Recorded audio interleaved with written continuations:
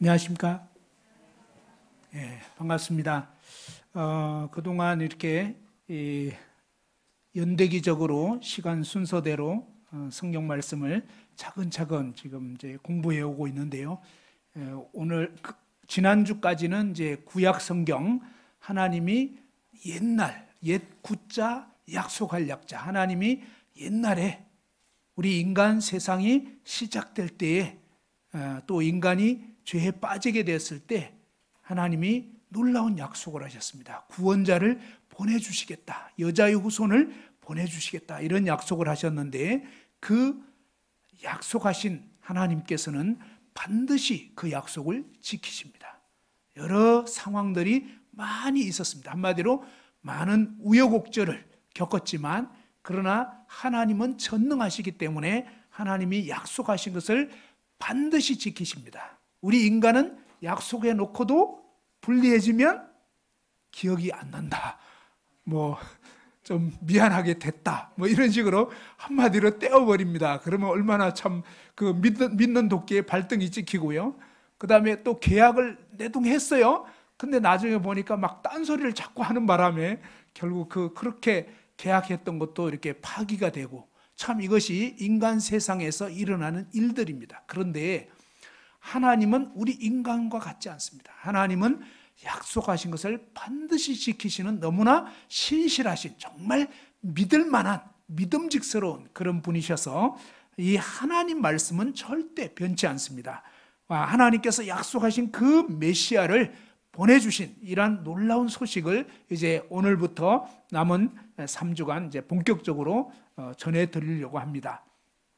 우리가 이제 지난 시간에는 이제 성막과 이스라엘의 역사에 대해서 보게 되었죠. 그런데 하나님께서 이제 구약 성경 마지막이 뭐냐면 말라기입니다. 이 말라기, 왠지 끝인 것 같죠.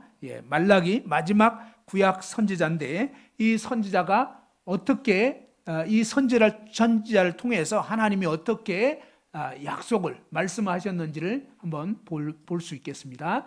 자, 이 말라기 3장 1절에 보면요, 만군의 여호와가 이르노라, 보라 내가 내 사자를 보내리니 그가 내 앞에서 길을 준비할 것이요. 그죠? 만군의 여호와께서 뭐냐면 어떤 사자, 먼저 이제 전령을 쫙 보내는 겁니다. 그러면서 이 사자가 내 앞에서 길을 준비할 것이다. 그죠? 하나님의 그 길을 준비할 거라는 것입니다. 그러면서 너희가 구하는 바 주가, 바로 주인이 주님이 갑자기 그의 성전에 임하시리니, 오실 건데 곧 너희가 사모하는 바 언약의 사자가 임하실 것이라. 뭐냐면 바로 하나님께서, 언약이라는 것은 약속입니다. 약속. 하나님께서 옛날부터 약속했던 그 약속하신 메시아가 임할 것이다. 그러면서 보라 여호와의 크고 두려운 날이 이르기 전에 내가 선지자 엘리야를 너에게 보내리니 하면서 바로 이 약속의 구원자가 오시기 바로 전에 먼저 전령인 엘리야와 같은 그런 선지자를 보내가지고 메시아가 오실 길을 준비시킨다 하는 그런 예언을 하셨습니다. 자, 이 예언을 하신 때가 언제냐면 바로 구세주가 오시기 전에 먼저 선지자를 보내줄 것이다. 언제냐면 400여 년 전에 바로 이 세례 요한, 흔히 또 침례 요한이라고 하는 이 예수님보다 6개월 앞서서 먼저 태어나게 된 이 세례 요한을 하나님의 사자로 앞서 보내시겠다고 했는데 그 약속 그대로 이루어집니다. 자, 이 선지자는 사람들에게 구세주를 맞을 준비를 하라고 가르칠 것인데요, 이 세례 요한 같은 경우는 광야에서 이 메뚜기와 석청, 그죠? 메뚜기와 그냥 이렇게 자연에 나는 꿀을 먹고, 그 다음에 이 약대 트롤, 낙타 트롯을 입고 사람들에게 막 이렇게 하나님을 증거하는데 정말로 아주 있는 그대로를 증거를 합니다. 그냥 사람 눈치를 보지 않아요. 그리고 정말 있는 그대로 증거하기 때문에 그 당시에 많은 이 종교 지도자들은 엄청나게 기분이 나빴습니다.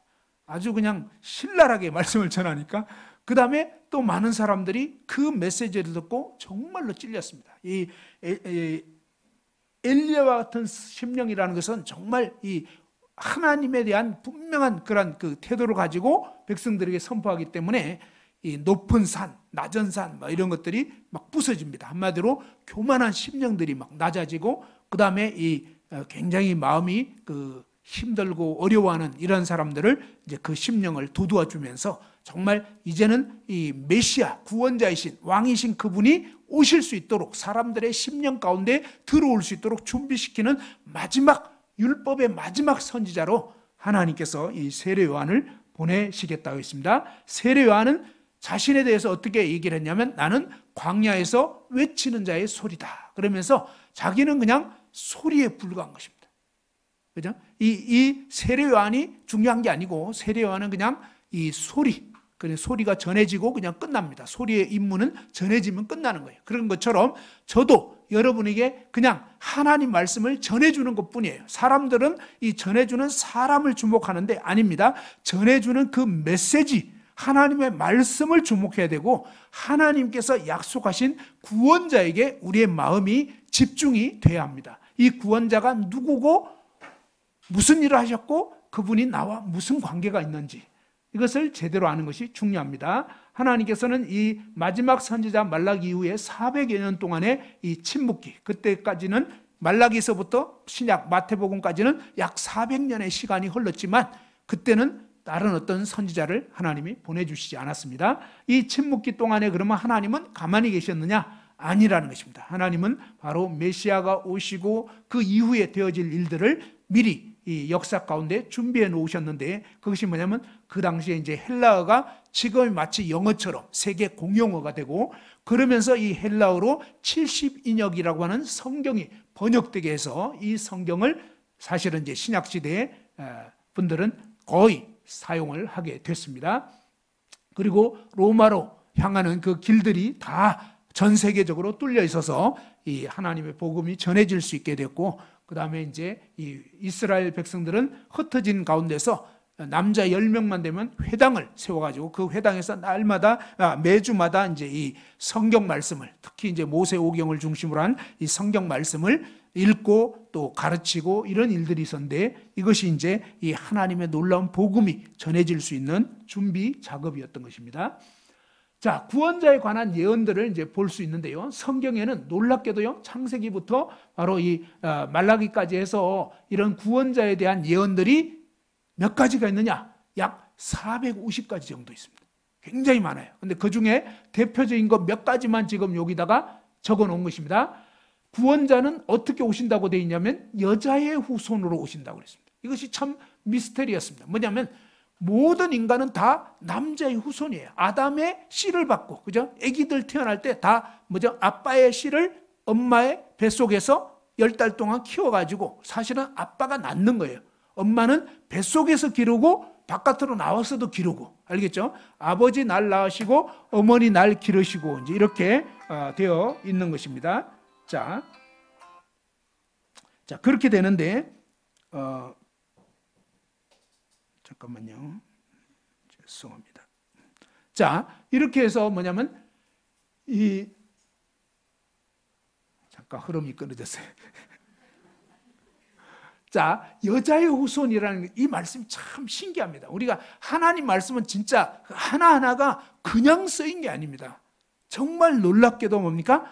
하나님께서는 남자의 씨를 받지 않고 그냥 여자의 몸만 빌려서 이 세상에 구원자를 보내주시겠다고 하신 약속이에요. 근데 이것을 뭐냐면 똑똑하다는 신학자들이 오늘날 믿지 못하는, 왜 못 믿냐면 인간의 생각으로 생각하는 거예요. 뭐냐면 아니 어떻게 남자의 씨를 받지 않고 어떻게 태어나? 그건 말이 안 되지.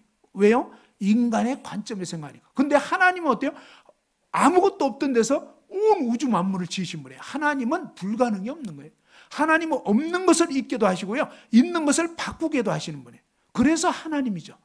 그렇지 못하면 하나님이 아닌 거예요. 이해됐죠? 하나님은 우리 인간과는 차원이 다릅니다. 없는 것에서 있게 하시는 분이에요. 그죠? 그분은 못하실 게 없는 거예요. 그 하나님께서 희한한 약속을 해주셨는데 바로 여자의 후손을 보내주시겠다. 처녀의 몸에서. 근데 결국은 뭐냐면 그 여자의 후손이라는 것이 이제 이사야 7장 14절에 보면 보라 처녀가 잉태하여 아들을 낳을 것이다. 그러면서 희한하게 처녀인데 남자와 잠자리를 같이 하지 않았는데 수천년대 그냥 잉태를 하게 된다는 것입니다. 그것도 또 말이 안 되는 거예요. 인간의 생각으로는 또 말이 안 되는 거지만 하나님이 그렇게 하시겠다는 것입니다. 그래서 하나님은 처음부터 그렇게 하시겠다 하는 이런 약속을 하셨고요. 이 예언을 하신 거고, 그 다음에 그 메시아는 아브라함의 후손으로 오신다는 거예요. 자, 그러면 제가 여러 번 그런 말씀 드렸지만 우리나라 사람들은 아브라함의 후손일까요? 아닐까요? 예, 일단 아닙니다. 미안하지만 단군 자손이에요, 우리는. 알겠죠? 그래서 우리나라에서 메시아가 났다 이러면 전부 다 사기꾼. 알겠죠? 그냥 쳐다도 볼 필요 없어요. 그런데 그냥 뭐 거기다가 너무 많은 사람들이 쫓아가고 있어요. 왜요? 바로 이런 말씀을 제대로 안 들은 거예요. 성경을 제대로 안 보고 아브라함 자손으로 오신다고 돼 있고, 그 다음에 또 뭐예요? 아브라함 자손 중에도 또 갈래가 많아요. 그런데 그 중에서 뭐냐면 다윗의 후손으로 또 와야 돼요. 알겠죠? 그래서 마태복음 1장 1절 딱 보면 아브라함과 다윗의 자손 예수 그리스도의 세계라. 그러니까 메시아는 이스라엘 땅 유대인 중에서 아브라함, 그 다음에 아브라함 중에서도 뭡니까? 여러 이 지파들로 나눠집니다. 그런데 그 중에서 뭡니까? 이 다윗의 후손 가운데서 오신다는 거예요. 그러니까 대한민국 사람하고는 전혀 관계없어요. 자, 이런 부분을 분명히 우리가 알아야 되는 것입니다. 그래서 신약 성경 마태복음 1장 1절 딱 보면 아브라함과 다윗의 자손 예수 그리스도의 세계라 하면서 메시아가 누구인지를, 어떤 족보를 통해서 이 세상에 오시게 되었는지를 명백하게 밝혀주고 있습니다. 그래서 이 기록된 말씀에 딱 비추어 봐서 이 사람이 진짜인지 가짜인지, 그죠? 이런 것들이 싹 다 드러나게 되어 있는 것입니다. 항상 이 하나님 말씀이 우리 신앙의 근거가 되어야 됩니다. 그 다음에 그 메시아는 어디에서 나신다고 되어 있냐면 베들레헴에서, 유대 땅 베들레헴에서 나신다고 미가서 5장 2절에 또 예언이 되어 있습니다. 그리고 나중에 이제 이 헤롯 왕이 죽이려고 했기 때문에 이집트로 피신을 가셨어요. 제가 한 5, 6년 전 이집트에 가서 예수님이 피신했던 그런 지역, 그런 어떤 동굴이 있는 곳을 방문을 했습니다. 그러니까 실제로 있었던 일이에요.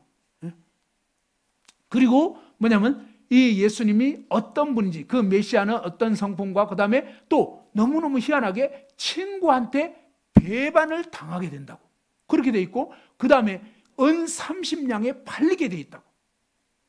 그죠? 그리고 또 나중에는 뭡니까? 손과 발이 못 박히게 된다고. 이 말씀은 시편 22편에 되어 있는데 다윗 왕이 쓴 시예요. 성령의 감동으로 다윗이 메시아가 어떤 고난을 당할 것인지를 시편 22편에 이 내 수족을 찔렀나이다 이렇게 표현되어 있습니다. 그런데 다윗은 수족이, 그죠? 손과 발이 찔린 적이 없습니다. 참고로.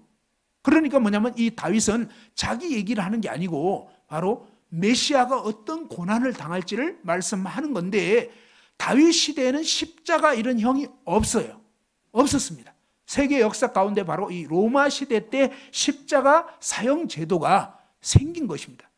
그러니까 뭡니까? 무려 1000년 후에 있을 일을 얘기했고, 그 다음에 그 예수님이 입고 있었던 옷이, 겉옷은 나누어지고 네 조각으로, 그 다음에 속옷은 제비 뽑혀지는데 이런 일도 미리 성경 이 시편 22편 18절에 기록되어 있습니다. 무려 1000년 후에 어떤 식으로 될지까지 다 얘기를 했는데, 자, 참고로 여기에 있는 이 예언 중에 8가지, 많이도 말고요, 딱 8가지가 한 어떤 사람에게 8가지가 다 이루어질 가능성, 확률, 이것을 1963년에 무디 출판사의 피터 스토너라고 하는 그런 이 수학학자가 과학은 말한다라는 책을 썼는데, 그 책에서 뭐냐면 이분이 수학학자니까 8가지 예언이 성취될 그 확률이 8가지만 딱 한 사람에게 그대로 이루어질 확률은 10의 17성분의 1, 10하고 동그라미 17개 쫙 쓰고 그 다음에 분의 1 정도의 확률이다. 그러면 이 확률이 어느 정도의 확률이냐? 100원짜리 동전 하나에다가 표시를 딱 합니다. 그리고 나서 뭐냐면 어떻게 하냐면 이 텍사스주가 우리나라의 남한의 한 3.5배 정도 되는 미국의 한 주입니다. 텍사스주. 알렉산더 쿠리안 그 강사님이 텍사스에서 빅 텍사스 땡큐 그랬죠. 여기는 뭐든지 큽니다. 이 땅도 이렇게 커요. 자, 그런데 이 텍사스주 전체를 1.5m 높이로 100원짜리 동전을 다 깔았어요. 1.5m 높이로. 그리고 뭡니까? 표시했던 그 동전 하나를 숨겨놓고 그 텍사스 전체를 돌아다니면서 표시했던 동전 하나를 한 번만 기회를 가지고 딱 집어낼 확률. 이해됐죠? 그게 뭐냐면 10의 17성분의 1이라는 수학적 확률입니다. 그러니까 이건 뭐냐면 안 되는 얘기입니다. 그러니까 우연히 이렇게 될 수가 없어요. 많은 사람들이 이런 얘기를 합니다. 아, 예수라고 하는 사람이 굉장히 똑똑해가지고 성경을 잘 알아가지고 요걸 그대로 했다. 그런데 태어나기 전에 베들레헴에서 어떻게 태어날 거며? 그대로 한다 해도 아브라함과 다윗의 후손으로 태어나야 돼. 일단 그 다음에 베들레헴에서 나야 돼. 근데 이런 것은 뭡니까? 내가 할 수 있는 게 아니에요. 무슨 말인지 이해되죠? 그러니까 말도 안 되는 말. 그리고 아니 그렇게 해가지고 뭔가 흉내 냈다고 그러는데 아니 못 박히고 말이죠. 그냥 죽는데 그걸 왜 하냐고요. 사기는 보통 뭔가 이득을 보려고 하는 건데 자기 죽는 그것도 죽는 때는 가룟 유다가 또 배신까지 해줘야 돼요. 알겠죠? 그리고 죽을 때는 또 뭐냐면 이 겉옷과 속옷 막 이런 거 다 해야 되잖아요. 그러니까 못 박혀가지고 지금은 내 겉옷을 나눠야 됩니다. 그러면 군병들이 예 알겠습니다. 지금 무슨 연극하는 거예요? 아니라니까. 연극이 아니에요 이거는. 그러니까 되는 얘기를 해야지. 하나님을 안 믿고 싶으니까 사람들이 별 희한한 궤변들을 다 내는 거예요. 그런데 가만히 따져보면 이거는 될 수 있는 일이 아닌 거예요. 조작할 수 있는 게 아니라고요. 하나님 말씀은 진짜라니까요. 그래서 수천 년, 수백 년 전부터 계속적으로 예언했던 그 예언이 그대로 성취되는데 봐봐요. 이런 식으로 해서 48가지가 한 사람에게 이루어질 확률 치면은 157성분의 1이래요. 이거는 그냥 이제는 더 이상 계산이 안 나는 거예요. 구약에 무려 뭡니까? 450번 이상 이 메시아 예언이 쫙 되어 있는데 그 예언 그대로 뭡니까? 나중에 이 부자의 무덤에 장사 지내고 그 다음에 무덤에서 부활하는 것까지 싹 다 뭐예요? 하나님 말씀은 그대로 예언되어 있고 예언된 그대로 이루어진 거예요. 이것이 무슨 얘기냐면 바로 하나님 말씀은 진짜라는 거예요. 하나님은 역사를 주관하시고요. 시간을 다 아시는 분이에요. 전지전능 모든 걸 아시고 모든 것을 행하시는 그 하나님께서 우리 온 인류에게 믿으라고. 그리고 뭡니까? 미리 얘기를 해놨기 때문에 틀린지 맞는지도 다 알 수 있어요.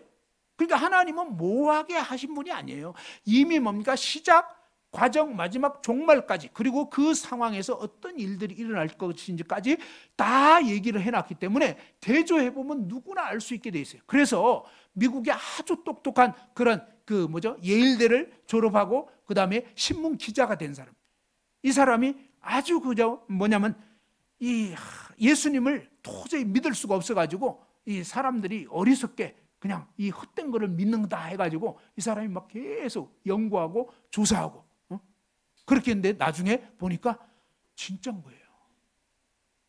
왜냐하면 예수님 부활하기 전에 제자들이 다 도망쳤거든요. 근데 예수님 부활하고 나서 그 제자들이 전부 다 막 가룟 유다 빼고는 다 순교를 당하고 완전히 이 일을 위해서 그냥 목숨 내걸어버리는. 그러니까 이것은 어떤 한 사람이 헷가다 했으면 이해가 하는데 그게 아닌 거예요. 예수님 11명의 남은 제자뿐만 아니라 그들을 통해서 복음을 듣고 정말 예수님 믿은 사람들이 수많은 사람들이 죽음을 두려워하지 않고 그 다음에 그들의 삶이 분명하게 변화돼 버려요. 오늘날 같은 나이롱들이 아니에요. 진짜라고요. 정말로 예수님을 믿고 진짜 예수님처럼 원수를 사랑하는 거예요. 정말 자기를 죽이는데도 아버지 저들을 용서해달라고. 그리고 정말 막 전염병이 터지면요 오히려 그 전염병 지역에 안 믿는 사람 다 도망가요. 가족들도 다 팽개쳐. 그런데 뭡니까? 전염병이 일어났는데 예수 믿는 사람들은 들어가가지고 지금도 그래요. 지금도요 에이즈 환자들 그렇게 뭐 그냥 동성연애 옹호하고 이런 사람들이 에이즈 딱 환자 만나면 겁먹고 도망가요. 근데 에이즈 환자들 돌보는 사람들 거의 다 뭐예요? 기독교인들이. 진짜예요. 동성연애 자체는 분명히 죄입니다. 잘못된 거예요. 그러나 그 죄에 빠진 영혼들에 대해서는 우리가 불쌍히 여기고 사랑해야 되는 거거든요. 근데 이 예수님 마음을 가진 그런 사람들은 돌봐주는 거예요. 가족들도 팽개쳤는데. 그러니까 이 진정한 이 하나님 사랑이 마음 가운데 임하게 된 사람들은 진짜로 뭡니까? 그 삶을 살게 돼 있는 거예요. 이런 부분들을 보면서 이 똑똑한 이 신문 기자가 야, 이건 진짜 이럴 수가 없는 거야. 이거는 진짜가 아니면 이럴 수가 없다. 그러면서 이 예수님의 부활까지 쭉 연구해보고 나서 이분이 완전히 믿게 되고. 그래서 그가 쓴 책들이 뭐냐면 리 스트로벨이라고 예수는 역사다. 그죠? 그러면서 또 예수님의 이 부활이라든지 예수님에 대한 이런 성경적 기록 이런 것이 성경에만 있는 게 아니에요. 세계 역사 가운데 다른 문서와 그런 부분들, 빌라도 보고서 빌라도가 재판했잖아요. 빌라도는 예수 믿는 사람 아니에요. 그 이스라엘 그 유대 땅에 갔던 로마의 총독이었습니다. 이 총독이 황제한테 뭡니까? 예수님을 신문했던 그 과정에 대한 보고서를 써가지고 그것을 보냈는데 그게 뭡니까? 대형 박물관에 보관돼 있어요. 그러니까 뭐예요? 사실이라고요. 사실. 역사적인 사실이. 그러면서 정말 그 신문 과정과 그분을 만났을 때 이상하게 정말 온유하고 위험 있는데 이 총독이 막 그분이 딱 들어오면 막 갑자기 오금이 저리고 막 벌벌벌 떨린다는 거예요. 이상한 분이라는 거예요. 이상한 분. 정말로 그분은 누구냐? 사실은 하나님이거든요. 그러니까 이 일개 인간이 두려운 거죠. 느껴지는 거거든요. 그러니까 빌라도가 막 고백을 하는 거예요. 그렇게. 빌라도는 안 믿는 사람이니까 그냥 그대로 객관적으로 자기가 느낀 그대로를 얘기한 거예요. 근데 이 보고서가 황제한테 갔는데 그게 보관돼 있다고요. 그러니까 사실이라고. 사실. 진짜라고. 자, 이렇게 하나님께서 이미 뭡니까? 약속한 대로 이 구원자에 관한 예언들을 하셨고 그 예언이 그대로 성취가 되어서 이분이 오셨다 하는 겁니다. 자, 하나님의 아들이신 예수님이 어떻게 탄생하게 됐는지를 마태복음, 누가복음을 통해서 한번 확인해 봅시다. 자, 마태복음 1장 18절 한번 찾아서 읽어봅시다. 마태복음 성경 1장 18절부터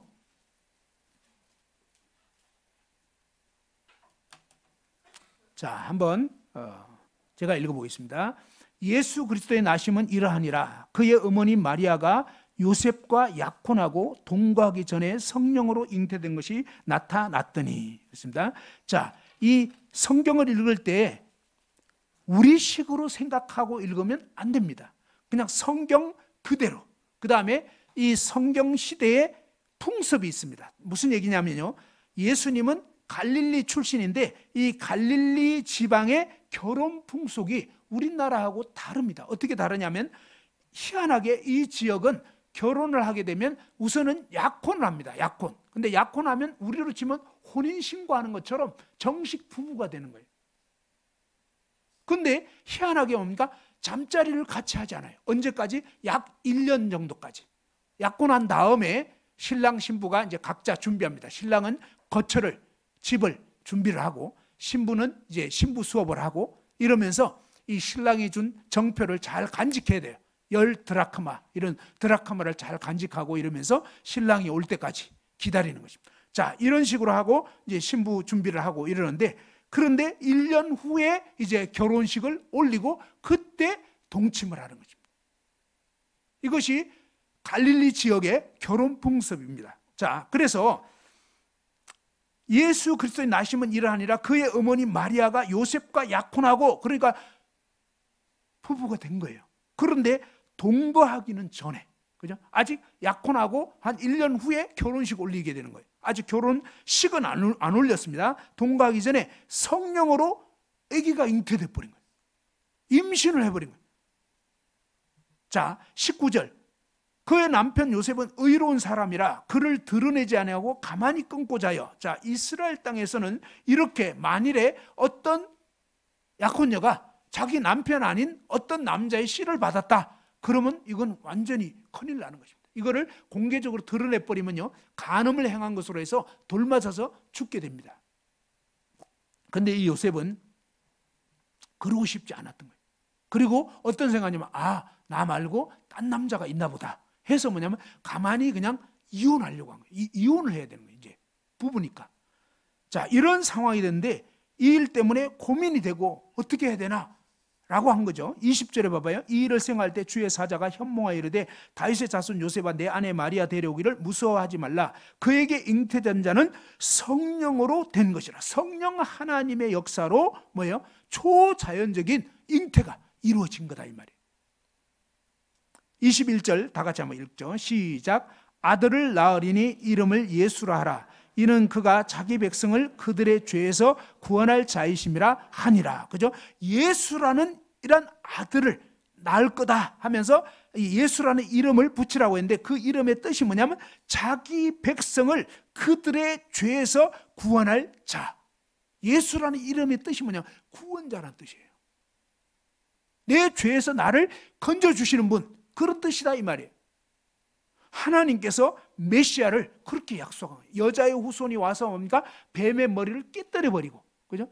바로 마귀에게 붙잡혀 있는 우리 인생들을 죄와 사탄에게 종이 되어 있는 우리를 그 가운데서 뭡니까? 건져주시는 그런 메시아를 보내주겠다고 했는데 그 약속대로 뭡니까? 이름이 예수라는 이름이고, 그 다음에 22절에 이 모든 일이 된 것은 주께서 선지자라 하신 말씀을 이루려 하심이니 이르시되, 23절 또 읽어봅시다. 시작.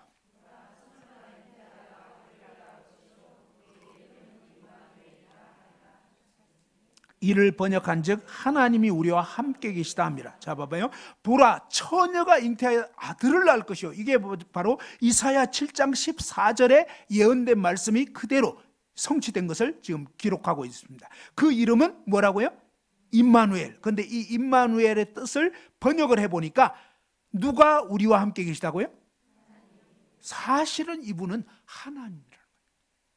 아들 하나님이 인간의 몸을 입고 와주신 분이라는 거예요. 엄청난 일인 거예요. 하나님 말씀은 진짜라고요. 거짓이 없는 이 하나님 말씀에서 예수라고 하는 이분은 4대 성인 아닙니다.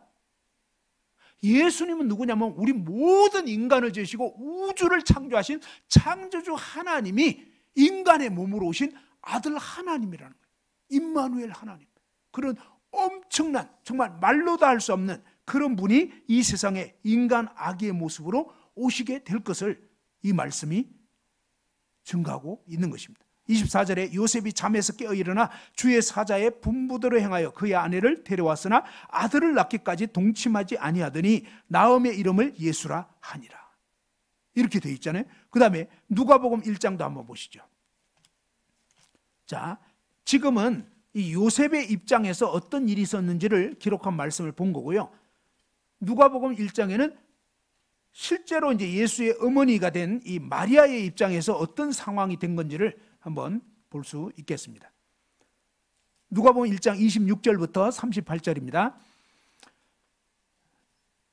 누가복음 1장 26절부터입니다. 제가 읽겠습니다. 여섯째 달에 천사 가브리엘이 하나님의 보내심을 받아 갈릴리 나사렛이라는 동네에 가서 다윗의 자손 요셉이라 하는 사람과 약혼한 처녀에게 이르니 그 처녀의 이름은 마리아라. 그에게 들어가 이르되 은혜를 받은 자의 평안할지어다. 주께서 너와 함께 하시도다 하니. 자, 은혜라는 말은 받을 자격이 없는 자에게 주어지는 것입니다. 그러니까 이 처녀 마리아도 사실은 뭐예요? 죄인이라는 거예요. 받을 만한 어떤 자격이 있어서가 아니고 하나님 편에서 은혜를 베풀어 주신 것입니다. 29절 처녀가 그 말을 듣고 놀라 이런 인사가 어찌함인가 생각하며 천사가 이르되 마리아여 무서워 말라. 내가 하나님께 은혜를 입었느니라. 보라, 내가 잉태하여 아들을 낳으리니 그 이름을 예수라 하라. 그가 큰 자가 되고 지극히 높으신 이의 아들이라 일컬어질 것이요. 그러니까 이 예수라고 하는 분은 사실은 뭐예요? 지극히 끝없이 높으신 하나님 아버지의 아들이라 일컬어질 것이고, 주 하나님께서 그 조상 다윗의 왕위를 그에게 주시리니 영원히 야곱의 집을 왕으로 다스리실 것이고 그 나라가 무궁하리라. 34절 읽어봅시다. 시작. 마리아가 천사에게 말하되 나는 남자를 알지 못하니 어찌 이 일이 있으리까. 그죠? 마리아는 분명히 뭐예요? 남자랑 잠자리를 같이 안 했는데 어떻게 임신이 된다고 하는 말인지 이해할 수가 없는 거예요. 그래서 그 얘기를 했습니다. 35절 천사가 대답하여 이르되 성령이 내게 임하시고 지극히 높으신 이의 능력이 너를 덮으시리니 이름으로 나실 바 거룩한 이는 하나님의 아들이라 일컬어지리라. 보라 내 친족 엘리사벳도 늙어서 아들을 배웠느니라.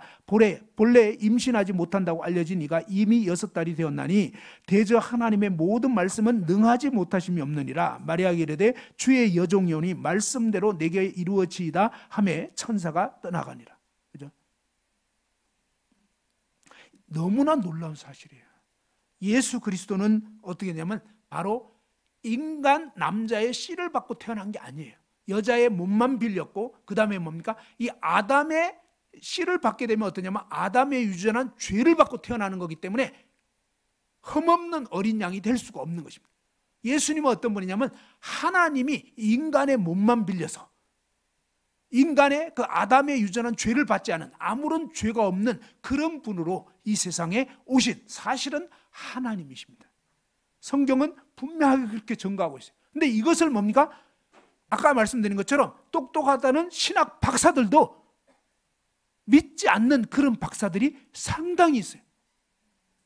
정말 희한한 일이에요 지금. 이런 식으로 뭡니까? 엉터리가 되고 있는 거예요. 하나님 말씀은 너무나 분명하고 확실하게 증거하고 있는데 이것을 왜 그렇게 하냐면 사탄이 바로 자기 일꾼들을 그런 신학교에 보내가지고 신학 박사들을 통해서 거짓된 걸 믿게 하고 진짜를 왜곡시키고 이렇게 하고 있는 거예요. 지금 이 시대가 어떤 시대인지 우리가 왜 이런 현상이 일어나는지를 알아야 되는 거예요. 그죠? 마치 적국에 첩자들을 보내는 것처럼 이런 신학교라든지 막 이런 데다가 뭡니까? 사탄이 자기 일꾼들을 보내놓고 그리고 사람들이 뭐예요? 그런데 너무 그럴싸하게 얘기하기 때문에 안타깝게도 정신 못 차리는 사람들이 그런 거짓말에 현혹돼 가지고 이제 뭐예요? 그런 말 듣고 나면 성경이 이제 막 못 믿겠는 거예요. 이게 사탄의 작전이. 본래부터 뭡니까? 하와에게 하나님 말씀 못 믿도록 사탄이 싹 거짓말한 거예요. 그리고 거짓을 믿게 하는 것처럼 지금도 똑같아요. 그래서 우리는 어떻게 되냐? 우리는 이 하나님 말씀을 정말로 눈 똑바로 뜨고 성경이 뭘 말하는지 잘 읽어보고 하나님 말씀 그대로 믿어야 되는 거지 이 말씀과 다른 것은 거짓된 거예요.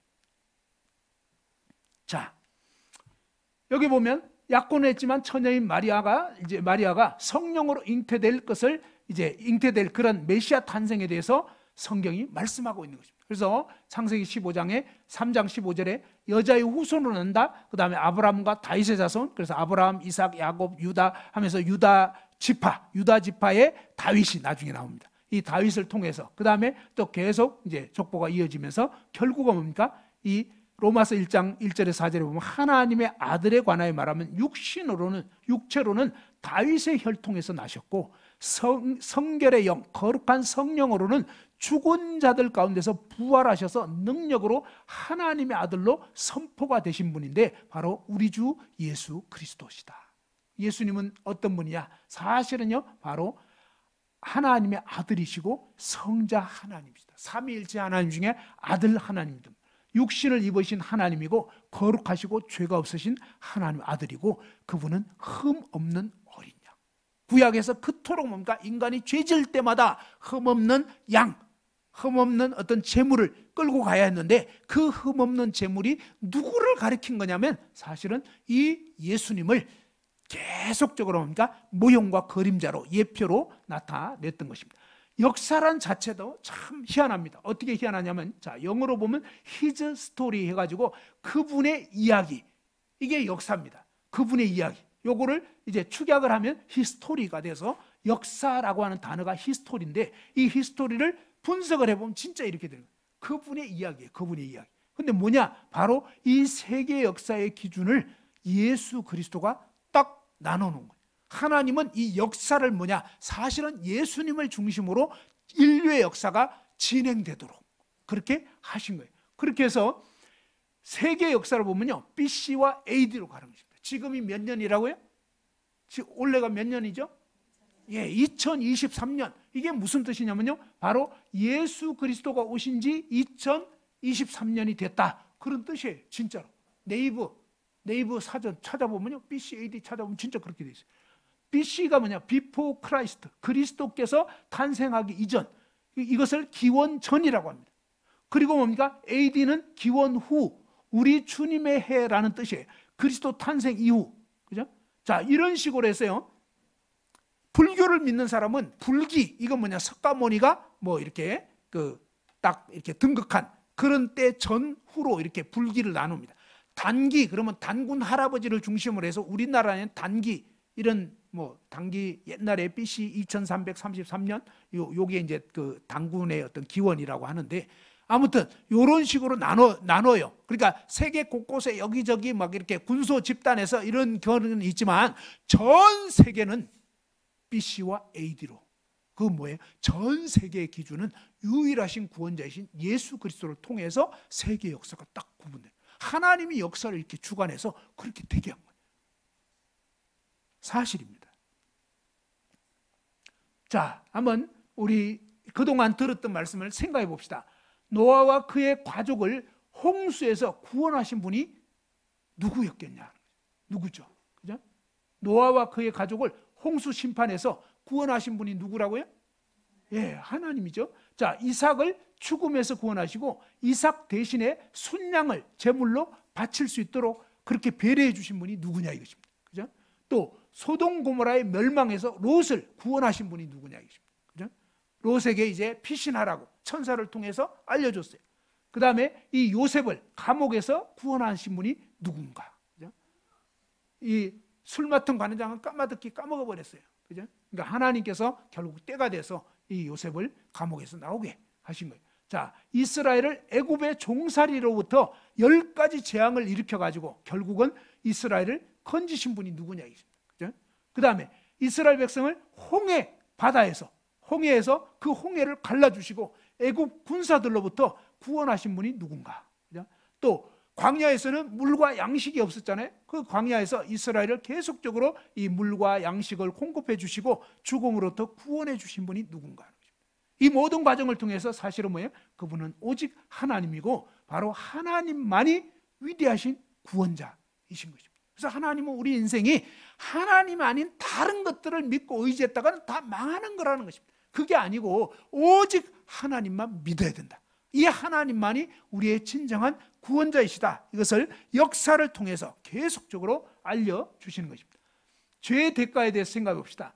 자, 죄를 지었을 때 어떠냐? 완전히 이 대가가 치러지지 않으면 하나님은 죄를 용서하지도 않으시고 또 용서하실 수도 없다는 것을 아셔야 됩니다. 왜? 하나님은 거룩하신 분이, 하나님은 아주 공정한 재판장이십니다. 그래서 불의한 재판장은 어때요? 죄를 지었지만 돈 좀 받고, 그죠? 왕창 돈 받고, 아니면 뇌물을 받으면 지금 당장 안 받아도 나중에 요 일만 잘 처리해 주면 좀 후사하겠습니다 이러잖아요. 그런 뒷거래들이 암암리에 있어요. 그 다음에 지금 돈 가면 걸리니까, 그죠? 그래서 지금은 안 받아. 또 아니면 저쪽 스위스 동네로 옮겨놨어. 무슨 말인지 알겠죠? 그래서 비밀 계좌에 옮겨놓고 나중에 이제 수년 후에 딱 오도록 그렇게 다 조치해 놓은 거예요. 그래서 빠질 구멍 다 만들었고 누가 봐도 다 했을 것 같아. 안 그러고 그런 특혜를 베풀 이유가 없는 거지. 인간인데, 죄인인데. 근데도 오리발 딱 내밀고요, 끝까지 버티고. 이것이 인간입니다. 그런데 하나님은 절대로 그렇지 않습니다. 하나님은 뇌물 받지도 않으시고요, 하나님한테는 뭐 적당히 넘어갈 수 없습니다. 하나님은 반드시 죄를 심판하시는 거룩하신 분입니다. 오늘날 하나님에 대한 오해가 있습니다. 무슨 오해가 있냐면 하나님은 사랑이라는 거예요. 그래서 무조건 봐주신다는 거예요. 죄지도 괜찮다는 거예요.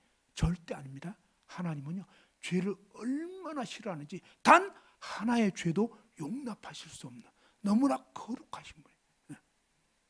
이 개념에 대해서 여러분 생각해 보세요. 저번에 그런 예를 들었습니다. 여러분 어때요? 우리 한나자매님, 강한나자매님 어때요? 죽은 쥐 좋습니까? 그냥 옆에 가까이 두겠습니까? 뭐 얼만큼 멀어졌으면 좋겠어요? 예, 아주 많이 멀어졌으면 좋겠죠. 그죠? 이게 뭐예요? 바로 이 더러운 죽은 쥐를 가까이 하고 싶지 않잖아요. 이게 거룩이라는 거예요. 거룩. 자, 우리 인간도 그런 거예요. 하물며 뭐예요? 하나님은 죄가 전혀 없는 분이에요. 그러니까 눈꽃만한 죄라도 있으면요, 하나님에게서 최대한 멀리 떨어지는 거예요. 왜 지옥에 가는지 알아야 돼요. 하나님 너무나 오묘하신 분이에요. 오늘날 이 기독교가 뭔가 지금 이 치우쳐 있는 거예요. 치우쳐. 성경 그대로 알아야 돼요. 성경 그대로는요, 하나님은 단 하나의 죄도 용납하실 수 없는 거룩하신 분이에요. 빛이라는 거예요. 하나님은 죄를 반드시 심판해요. 반드시. 그래서 이 죄의 대가가 완벽하게 치러지지 않으면 하나님은 죄를 용서하지도 않고, 그러니까 울거나 빌어서 되는 문제가 아니라는 거예요. 너무 많은 사람들이, 교회 다니는 많은 사람들이 계속 뭔가 하나님께 울고 빌면 봐주실 걸로 생각하는데 천만에 성경을 자세히 보면요, 그게 아니에요. 그럴 수가 없는 거예요. 하나님의 이 거룩하신 하나님의 성품을 제대로 알면요, 죄가 있으면 정말로 안 되는 거예요. 죄에 대한 형벌이 뭔지를 알아야 되는데, 죄에 대한 형벌은요, 하나님으로부터 영원히 분리되는 것이에요. 사망이에요. 그러니까 울거나 빌거나 헌금 바치거나 새벽 기도 가거나 어떤 선행과 어떤 종교적인 그런 나름 잘해도 소용없어요. 그러니까 여러분이 그런 걸로 내가 이렇게 교회 다니고 내가 이렇게 성경 많이 읽고, 옛날에 그런 분도 있어요. 자기는 성경을 50독을 했다는 거예요. 그래서 자기는 구원받았다는 거예요. 성경을 50독 아니라 500독 해도 지옥이에요. 성경 읽은 걸로 천국 가는 게 아니라고요. 여기 말씀에 있는 것처럼 죄가 완전히 치러지지 않으면 성경을 읽었던, 기도를 100일 기도를 수없이 했던, 금식 기도를 했던 그런 종교적인 어떤 의로는 절대 천국 갈 수 없는 거예요. 여러분 죄가 털끝만한 죄까지 남겨서 완전히 해결이 돼야 된다는 것입니다. 죄의 대가가 어떻게 완전히 치러질 수 있냐, 이거예요. 그죠? 죄인들이 어떻게 용서받고 영원한 형벌로부터 구원받을 수 있단 말인가? 바로 구원자께서, 구세주께서 이 모든 것을 분명히 알 수 있도록 말씀을 해 주실 것입니다. 바로 예수 그리스도만이 유일한 구세주이십니다. 이분에 대해서는 이제 다음 시간에 더 자세히 이제 알아가게 될 겁니다. 자, 마태복음 3장 13절에서 16절에 보면 이 침례 요한의 침례를 받으신 예수님의 장면이 나옵니다. 거기에 보면 삼위일체 하나님이 아주 뚜렷하게 나타납니다. 하늘에서요 음성이 납니다. 이는 내 사랑하는 아들이요 내 기뻐하는 자다 하면서 하나님 아버지께서 하늘에서 뭡니까? 예수 그리스도, 침례받고 올라오시는 예수님을 향해서 이는 내 사랑하는 아들이고 내 기뻐하는 자라고, 그죠? 아버지 하나님께서 말씀하시는 거예요. 그리고 아들 하나님이신 예수님이 인간의 몸을 입고 뭡니까? 바로 침례받고 물에서 올라오고 계시고, 그 다음에 성령 하나님께서 비둘기 같은 어떤 형체로, 그런 어떤 모습으로 성령 하나님이 예수님 어깨에 딱 이렇게 내려 앉으셨습니다. 무슨 얘기냐면 바로 성부, 성자, 성령 하나님이 실제적으로 이렇게, 그러니까 하나님은 한 분이시긴 하지만 삼위일체인 것이 분명하게 나타나 있는 것입니다. 그죠? 좀 다른 말로 하면요, 한 분이 바뀌어진 그게 아니에요. 무슨 말인지 알겠죠? 아버지가 아들 되신 게 아니고 아들이 성령이 되신 게 아니고 아버지와 아들과 성령이 각각 삼위 세 인격으로 있지만, 그러나 성경 보면 예수님께서 나와 아버지는 하나라고 하셨습니다. 그죠? 하나님은, 삼위일체 하나님은 동등하신 하나님이십니다.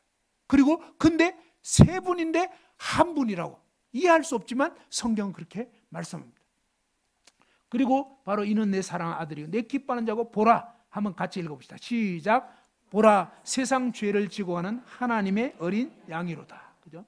바로 이분이 오셔서 무슨 일을 하실 것인지를 알려주신 것입니다. 자, 예수님은요 죄가 없으신 그런 분이십니다. 아까 말씀드린 것처럼 아담의 유전한 죄를 받지 않고 태어나셔야 했기 때문에 여자의 후손이었다는 거예요. 처녀의 몸을 빌려서 온 거고 성령으로 잉태가 된 거고, 그러면서 이 예수님이 정말로 죄가 없으신 분인지, 그것이 뭡니까? 그분의 삶을 통해서, 생애를 통해서 증명이 되는 것입니다. 마태복음 4장에 보면 예수님이 40일 동안 금식하고 굉장히 굶주리셨어요. 그런데 그때 뭡니까? 이 사탄의 시험을 받게 되는데, 사탄이 돌로 뜩덩이 되게 해라, 막 어떤 성전 꼭대기에서 뛰어내리라, 그러면 천사들이 받들어 줄 거라고 그러고, 또 아니면 천하 만국의 영광을 보여주고 나한테 절만하면 이거 다 주겠다 그랬지만, 예수님께서는 신명기 말씀을 그대로 뭡니까? 기록된 말씀을 인용하시면서 기록되었으되 사람이 떡으로만 살 것이 아니고 하나님의 모든 말씀으로 살 것이다. 우리 인간은 금강산도 뭐라고 했어요? 식후경. 우리는 밥 먹고 사는 거 이게 아주 전부예요. 전부. 최고. 그죠? 근데 하나님은요, 하나님이신 예수님은 먹고 사는 게 전부가 아니라는 거예요. 진짜 중요한 것은 뭡니까? 사람이 떡으로 사는 게 아니에요.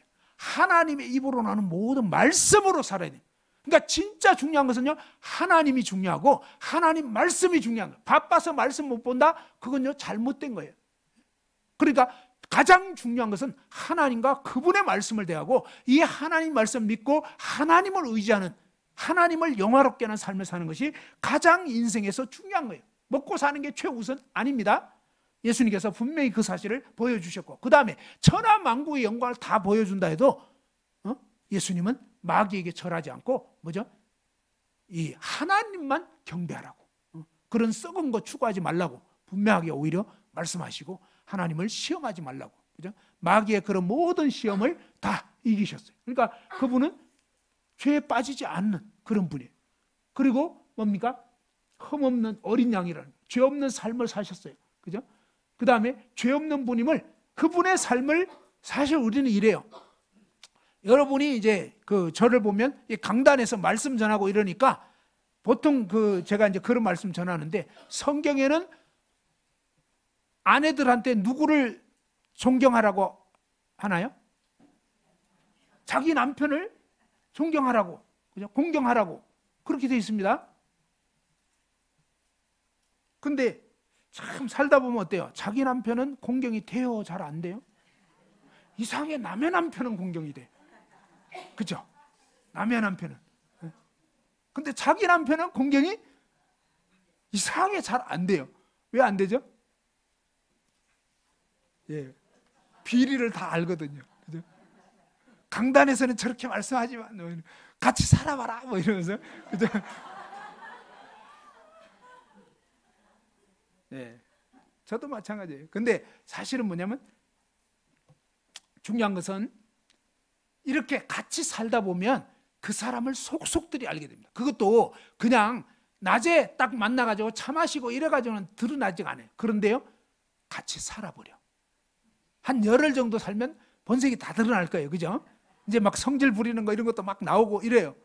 저도 옛날에 그런 적이 있었는데, 예배당 딱 나가서 제 딸에게, 그때 딸이 4살 정도 됐을 때요. 근데 제가 제 딸이 막 뭐라고 이렇게 했는지, 조금 짜증이 났는지 제가 팍 이렇게 화를 냈어요. 그랬더니 어떤 형제님이 보고 시험 받았어요. 제가 평소에 안 그러는 사람 같은데 그냥 그렇게 하는 모습 딱 보고 막 충격받은 거예요. 근데 그런 얘기를 나중에 해 주시더라고요. 우리는 이렇게 같이 살다 보면 때로는 남편에게, 또 아내에게, 자녀에게 뭐죠? 그냥 막 이렇게 성질 부릴 때가 있잖아요. 근데 예수님과 함께 3년 반 동안, 그죠? 3년 넘게 함께 제자들은 24시간 같이 했어요. 24시간. 그러면 예수님에 대해서 속속들이 알게 돼요. 이해됐죠? 그죠? 아주 좋은 말씀을 해주실 수 있지만 실제로 제자들하고 같이 살다 보면 짜증 날 때도 있고 막 이럴 텐데, 근데 놀랍게도 뭡니까? 그렇게 함께 생활했던 제자 요한이 뭐라고 얘기하냐면, 그에게는 죄가 있다 없다? 예, 죄가 없다고. 놀라운 분이에요. 그러니까 그분은 우리 같지 않은 거예요. 이해됐죠? 우리는요, 야, 피곤하면 막 짜증내고 이러잖아요. 그죠? 내 처지 대봐요 뭐 이러잖아요. 근데 예수님은 그렇지가 않은 거예요. 그러니까 우리는 지금 잘못 살고 있다는 거 알아야 돼요. 진짜 믿는 분들, 여러분 핑계대지 마세요. 예수님의 그 성품이 우리의 삶을 주장해야 되는 거예요. 진짜로. 왜? 우리 안에는 이제 그리스도가, 진짜 믿는 사람은 그리스도가 계신 거예요. 그래서 여러분 성질대로 사는 거 더 이상 합리화하지 마시라고요. 잘못 살고 있는 거예요. 죄짓고 있는 거고. 그리스도께서 나를 주장하시고 그분이 내 주인이 되셔서 그분의 성품과 그분의 온유함과 그분의 사랑과 이러한 성품이 나타나야 되는 거예요. 이 제자 요한은 예수님 보니까 그에게는 죄가 없고요. 그 다음에 행동파였던 이 베드로는요, 예수님에 대해서 그는 죄를 범치 않았다. 욕을 받으시는데 맞대어 욕하지 않는 거예요. 우린 보통 욕 받으면, 누가 나한테 욕하면 어때요? 막 같이 하거나, 또 같이 안 해도 뭐예요? 겉으로는 상대 안 해도, 그죠? 왜? 요즘 겉으로 잘못 상대하면 큰일 나요. 야구방망이 갖고 나타난단 말이에요. 그래서 말은 못하지만 속으로 가면서 어때요? 막 XX 하면서 온갖 이 막 속에서 막 올라오잖아요. 그것도 죄예요. 아시겠죠? 근데 예수님 보니까요, 예수님 얼마나 욕 많이 먹었어요. 막 침뱉음 당하지, 막 그냥 저주하지. 종교 지도자들은 막 사사건건 따라다니면서 그냥 꼬투리 잡고 그랬었어요. 얼마나 진짜 힘들겠어요. 근데도 예수님에게서는 뭐예요? 욕을 받은데 마태오 욕 안 해요. 베드로는 본 거예요. 그러니까 베드로는 어때요? 그분은 죄를 범하지를 않았다. 그리고 사도 바울은 뭐예요? 죄를 알지도 못한 분이라고. 예수님은요, 아무런 죄가 없는 진짜 흠없는 어린 양일 뿐만 아니라 아무 죄가 없으신 빛이신 하나님이 인간으로 오신 분 맞다고요. 그죠? 그리고 이제 자, 이것은 이제 척근들의 증거니까 그래도 또 약간의 뭐 좀 정말 믿을 수 있냐라고 하는데 약간은 좀 그럴 수 있죠. 그런데 대적들은요, 어때요? 완전히 이건 꼬투리 잡는 사람들이잖아요. 근데 대적들인데 그 우두머리였던 가룟 유다, 예수님 배신했던 가룟 유다가 예수님 딱 팔고 나서 그가 나중에 뭡니까? 계속 양심의 가책을 느끼면서 그가 한 고백이, 내가 무지한 피를 팔았다. 아무 죄도 없는데 예수님 팔아 넘겼다고. 너무너무 죄책감에 자살했어요. 정말로 그분은 죄가 없는 분인데 그렇게 한 게 너무너무 가책이 된 거예요, 사실은. 이 가룟 유다가 보면서 저는 안타까운 게, 이 가룟 유다가 예수님한테 제가 정말로 잘못했습니다 하고 용서를 구했다면 가룟 유다도 구원받을 수 있어요. 성경에는요, 진짜 어떠한 죄인이라도 회개하고, 회개 뭐예요? 자기가 죄인인 걸 깨닫는, 내가 진짜로 잘못했구나, 정말로 내가 악한 죄인이구나, 예수님을 내가 팔다니, 예수님 그런 분이 아닌데 너무 잘못했습니다 하고 회개하고 주님께 나와서, 주님 정말 제가 잘못했습니다. 가룟 유다가 회개했더라면 사실 예수님은요, 가룟 유다가 회개할 수 있도록 계속 기회를 준 거예요. 우리 인간의 문제는요, 너무 완악하고 고집스러운 거예요. 고집을 내려놓고요, 겸손하게 죄인임을 인정하고 주님 발 앞에 무릎을 꿇는 것이 필요한 것입니다. 빌라도가 뭐냐면 이 마치 뭐죠? 대법원 판사 같은 역할을 한 거예요. 왜? 최종 판결을 빌라도 총독이 한 거예요. 이 총독이 뭐라고 했냐면, 나는 그에게서 죄를 찾지 못하겠다. 예수님은요, 죄가 없는 분이에요. 근데 정말 흠없는 그런 어린 양이었다. 그분이 이 땅에 오셔서 정말 아주 무고한 그런 진짜 말도 안 되는 재판을 받고 결국 죽임을 당하게 되는 것입니다. 5분 후에 이어서 하시겠습니다. 자, 이제 또 시작하겠습니다. 사실은 이제 하나님이 온 인류에게 정말 하시고 싶은 말씀, 그리고 하나님의 그 뜻, 계획, 그것은 사실은 하나님이 자신의 아들을 보내주시는 거였어요. 그리고 그 아들이 우리 안에 정말 나의 전부가 되는, 나의 주, 나의 하나님이 되셔서 정말 이 하나님의 자녀들이 되어가지고 하나님께 정말 영광 돌리는 그러한 삶을 우리 모두가 살게 되기를 원하는 것이 그 하나님의 정말 이렇게 소원이라고 할 수 있겠습니다. 자, 우리 주 예수 그리스도가 어떤 분이신가? 이분은 단순한 어떤 그냥 사람 중에 한 분이 절대 아닙니다. 이분은 바로 하나님이 인간으로 와주셨다는 거예요. 왜냐하면 그 길 외에는 우리 인간이 구원받을 수 있는 길이 없기 때문에 그렇게 하신 것입니다. 자, 한번 보겠습니다. 예수님의 공생의 사역, 공생애는 이제 공적으로 하나님이 보내신 메시아라는 것을 입증하는 그런 일들을 하신 거예요. 예수님은 자, 하나님만이 하실 수 있는 말씀을 하셨어요. 예수님이 하나님이신 것을 여러 상황에서 이제 드러내 주셨는데, 마태복음 5장에 보면 살인하지 말라, 너희가 살인하면 심판을 받게 되리라 하였다는 말을 너희가 들었으나 나는 너에게 이르노니 라고 하시면서 이 십계명, 그죠? 십계명에 대해서 언급하시면서 이런 말씀을 너희가 들었는데 사실 이것은 이런 뜻이야 라고 하면서 뭐예요? 출제자이신 그분이, 이게 출제자의 의도를 파악하는 게 중요하다 그러죠. 시험 문제 낼 때 사실은 이분이 문제를 내신 거예요. 무슨 얘기냐면 십계명도 하나님이신 예수님이 말씀하신 거예요. 선포하신 거라고요. 근데 사람들은 그 뜻을 정확하게 캐치를 못했던 거예요. 그래서 예수님이 이 말씀이 뭘 뜻하는지를 분명하게 딱 알려주는 거예요. 너희가 그렇게 들었는데 나는 너희에게 이르는데, 뭐라고 얘기냐면 형제를 대하여 뭐죠? 화내는 자마다 심판을 받게 되고, 이 욕해도 법정에 잡혀가게 되고, 미련한 놈이라는 자는 지옥불에 들어가게 된다. 그러니까 단순히 살인 정도의 문제가 아니라 그냥 누구한테 정당한 이유 이상으로 화내기만 해도, 욕하기만 해도, 뭐예요? 멸시하기만 해도 지옥인 거예요. 이것이 뭐냐면 바로 하나님이신 그분이 원래 이 말씀하신 진짜 뜻이라는 거예요. 그러면서 이 하나님이 뭘 말씀하셨고 그 뜻에 비춰볼 때 저와 여러분이 어떤 존재인가, 우리가 어떤 식의 삶을 살았는지를 보라는 거예요. 여러분 지금까지 살면서 한 사람도 누구를, 한 번도 누구를 무시한 적이 없었는가? 아우 또 그래 이러면서 뭐죠? 아우 하는 순간 이미 여러분은 끝난 거예요. 그걸 아셔야 돼요. 무슨 말인지 이해됐죠? 네. 그런 적 있어요 없어요? 있죠? 그것도 어때요? 다 자기 기준이야. 내가 요 분야에서는 저 친구보다 좀 나아. 그죠? 그거 갖고 꼭 뭐냐, 내보다 조금 못한 것 같으면 아유 어떻게 음식을 그렇게 못해? 아니 집안 정리를 왜 그렇게 안 하는 거야? 못하는 거야? 뭐 이러면서 뭐 있죠? 내가 조금 잘하는 것 같고 항상 얘기하는. 자 이러면서 우리는 이미 뭐예요? 이미 하나님 마음도 아니고 잘못됐다는 걸 아셔야 돼요. 우리는 항상 저 사람이 문제라고 생각하는데 하나님 제발 좀 네가 문제인 걸 알아라. 지금 네 마음이 내 마음 아니야. 무슨 말인지 알겠어요? 저와 여러분 안에 하나님이 내 삶을 주장하고 있는 게 아니고 내 이 육신이 나를 지금 주장하고 있는 거예요. 근데 그런지도 모르고 있는 거예요.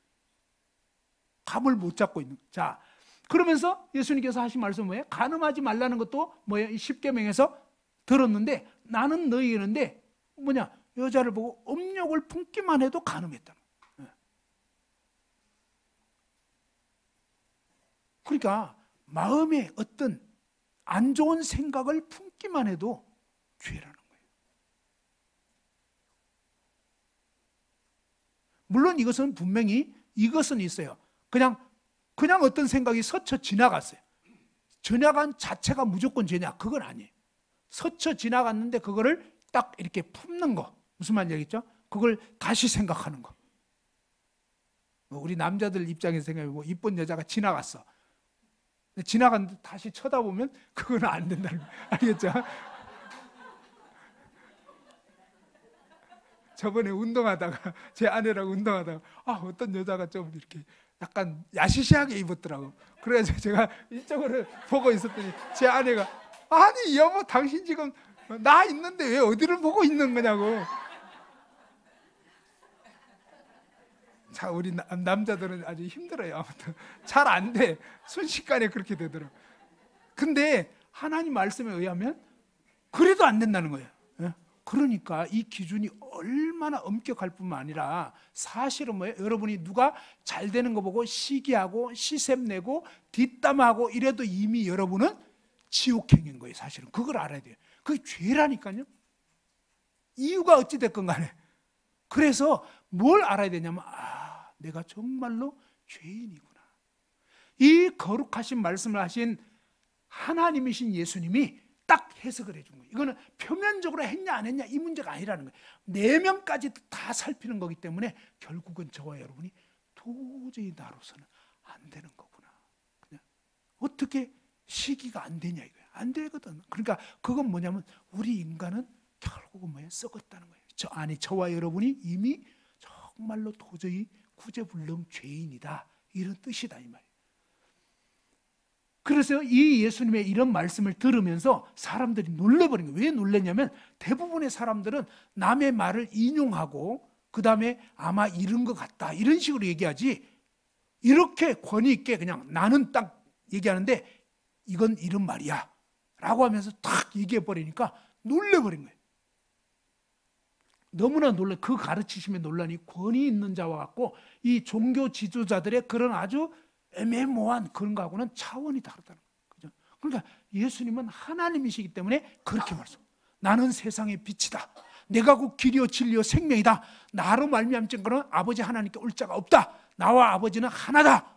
누가 그렇게 얘기할 수 있냐고요. 나는 부활이요 생명이다. 나를 믿는 자는 죽어도 산다. 살아서 나를 믿는 영원히 죽지 않는다. 아무도 말할 수 없는 얘기들이에요. 그러니까 그 말씀 자체가 완전 다르다는 거예요. 어떤 인간도 할 수 없는 그런 얘기를 하셔버리는 거예요. 사실은 그런데 이분이 누군가 했더니 바로 요한복음 1장에 보니까 태초에 말씀이 계시니라. 이 말씀이 하나님과 함께 계셨으니 이 말씀이 곧 하나님이시니라. 사실은 뭐예요? 예수님은 말씀이신 하나님이셨어요. 이분이 이제 요한복음 1장 14절에 보면 말씀이 육신이 되어 우리 가운데 거하심에, 그죠? 말씀 하나님이 인간의 몸을 입고 이 땅에 왔는데 이분이 바로 우리 가운데 거하시게 됐다는 거예요. 그죠? 임마누엘. 그다음에 뭐예요? 성막. 이스라엘 회정 한가운데 거하게 되는 그 성막처럼 임마누엘이신 이분을 알려주고 있는 거예요. 사실은 구약의 그 모든 것들이 다 예수님 얘기한 거예요. 사실은. 그 다음에 이분은 요한복음 1장 18절에 뭡니까? 본래 하나님을 본 사람이 없다는 거예요. 하나님은 영이시기 때문에 볼 수도 없고, 그 다음에 너무나 거룩하시기 때문에 봤다가는 즉사예요. 그러니까 볼 수가 없는 거예요. 사실은. 하나님 보여주면 믿겠다 그러는데 하나님 봐버리면 다 죽어요. 무슨 말인지 알겠죠? 하나님 너무나 거룩한 거예요. 죄가 하나도 없다니까요. 그러니까 볼 수가 없어요. 가까이 갈 수도 없는 그런 분이라고요. 그런데 그 하나님을 뭐예요? 독생하신 하나님이 나타내셨는, 하나님을 우리 인간은 볼 수가 없었는데 보이지 않는 그 하나님이 인간의 몸을 입고 이 세상에 와줘서 우리가 뭐예요? 그 예수님을 통해서 하나님이 어떤 분인지를 보게 되고 알게 되고 믿을 수 있게 되는 거다 이 말이에요. 그분이 하나님이심을 계속적으로 말씀을 통해서 나타내셨고, 그 다음에 뭡니까? 모든 병든 자를 고치시는 거예요. 그죠? 자, 예수님은 어때요? 모든 병든 자를 고치시는데 마태복음 4장에 보면 나와 있습니다. 한번 찾아보죠. 마태복음 4장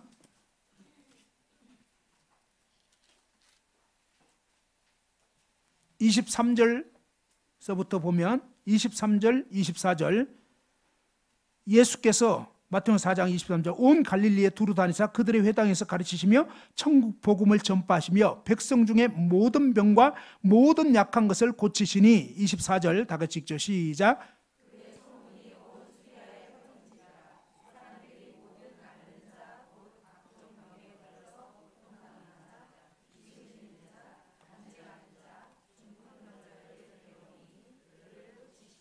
예, 봐봐요.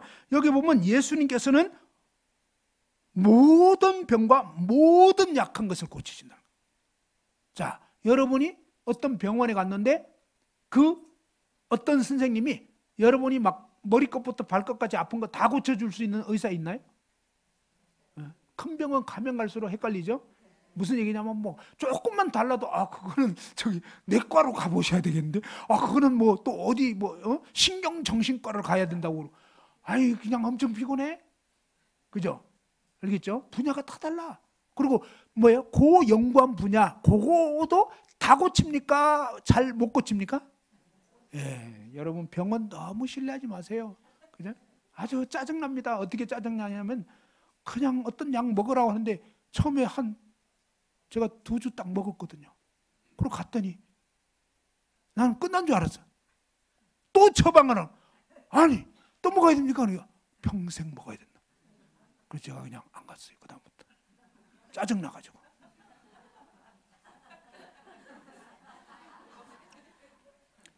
고혈압약 평생 먹어야 돼. 그죠?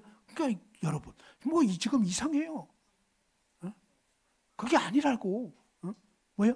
예수님 어때요? 뭐 고혈압이 됐건 당뇨가 됐건 간질병이 됐건 귀신이 들렸던 뭐 그냥 내과가 됐든 정신과가 됐든 뭐 그냥 뭐 온갖 것들을 뭐 다 고쳐버려. 무슨 얘기냐?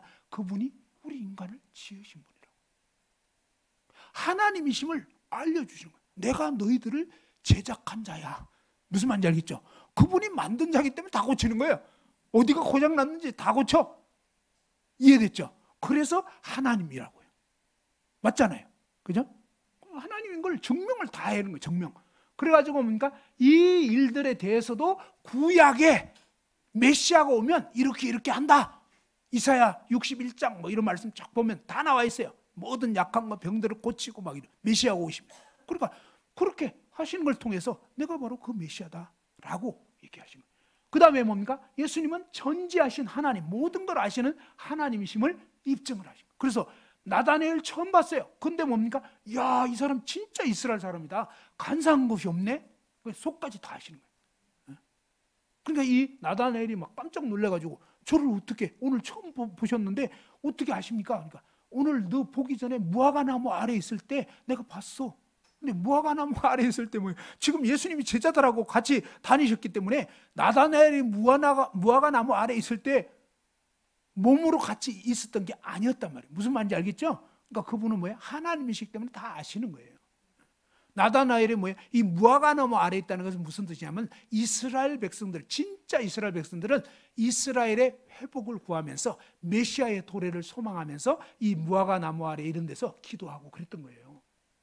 그래서 오늘 너가 거기서 기도할 때 내가 다 보고 듣고 그랬다라고 한 거예요. 그러니까 이 나다나엘이 정말 그 자리에서 그냥 이분이 바로 자신이 그렇게 기도하고 했던 거를 누가 알겠냐고요. 하나님 외에는 알 수 없거든요.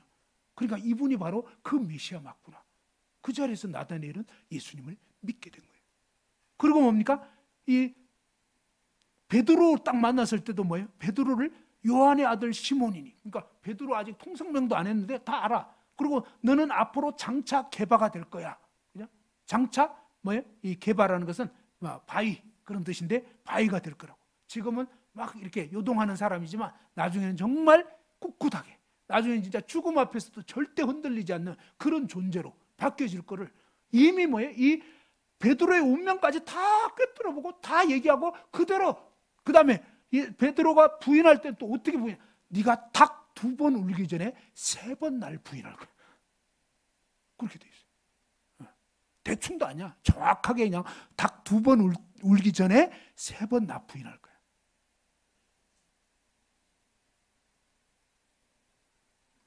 하나님이신 예수님은 다 아시는 거예요. 그리고 가룟 유다가 어떻게 배신하게 될 건지 그것도 다 아십니다. 그래서 이분에 대해서 우리가 이제 살펴보면 야, 이분이 진짜 하나님 맞구나 알 수밖에 없습니다. 자, 마가복음 2장을 한번 펴봅시다. 자, 마가복음 2장 4절서부터